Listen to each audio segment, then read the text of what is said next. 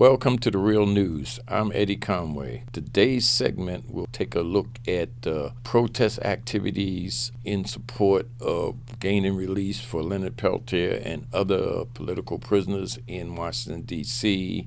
Look at it from a moralistic standpoint of view and not a legalistic point of view. We raise the bar for everyone. We raise the bar for Leonard Peltier, who may not have any legal redress. We raise the bar for Mumia Abu-Jamal. Mumia has all of his maybe legal action, quote, legal redress has ended. But he do have moral redress.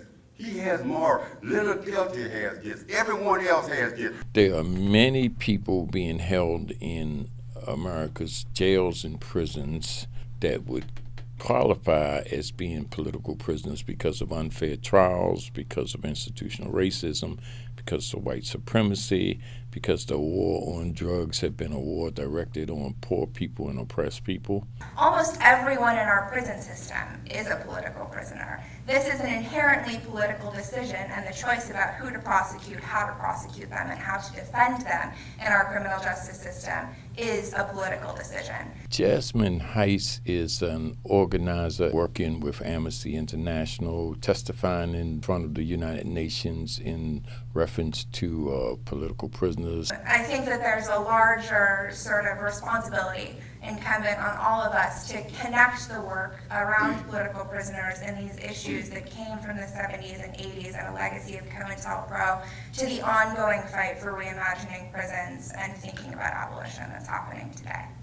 Prisons today is a new level of slavery. People are continuing to get rich off of the enslavement of other people. And about a third of the Department of Justice's total budget goes directly to the Bureau of Prisons with almost no oversight, right? And so you just have money being filtered from our government to a prison system where aging prisoners, many of whom I would argue are political prisoners, are being held. There are over 2 million people who are enslaved right now. I mean, if they're not slavery outright, they're a victim of a system that is corrupt. Well, Robert King is the first member of the Angola Three to be released from Angola prison in Louisiana. The Angola Three were members of the Black Panther Party that got falsely accused of killing a police officer. Robert King proved in the court that he had nothing to do with it, and he was released. And he's a former political prisoner that is out in America and around the world organizing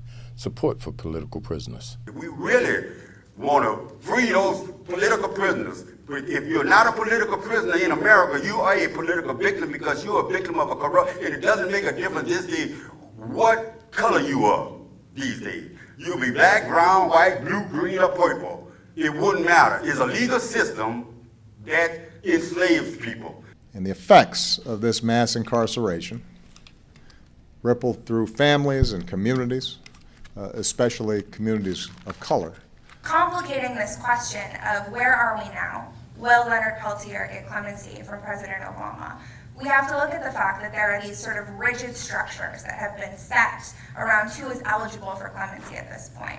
Now, there are many people that I've spoken to who do not necessarily come from our circles, right? They include people like prison guards at USP Coleman, where Leonard is being held, who say he shouldn't be in prison anymore. For too many individuals, particularly nonviolent offenders caught up in an environment in which drugs are pervasive and opportunity is lacking, the punishment does not fit the crime.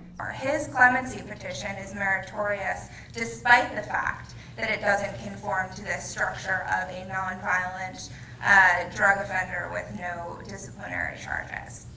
President Obama's refusal to give pardons or clemency to any prisoners that had conflicts inside the prison shouldn't really apply to Leonard Peltier, because Leonard Peltier is a political prisoner, which the FBI records show that he was probably innocent, and so by Peltier being in there and having whatever conflicts he might have been involved in is the results of him being locked up illegal in the first place.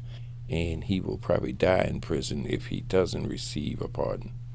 And so, beyond this moment, beyond the charge to go forward, to call the White House up until January 20th, to hold members of Congress accountable, to continue to make our voices heard, and I would say expand the left to the levels of radicalism that has thus far been expanded to the right very vocally. It's timely now because there's an effort to put pressure on President Obama to pardon or give clemency to Leonard Peltier and other Black Panther Party political prisoners that's in the federal system, because this is the last opportunity to save lives of people that are in their late 60s and early 70s, because once Donald Trump becomes the president, there'll be no clemency, pardons, or anything. In fact, we're looking forward to the jails being filled up. Not only is it coming to the end of an Obama presidency, and we have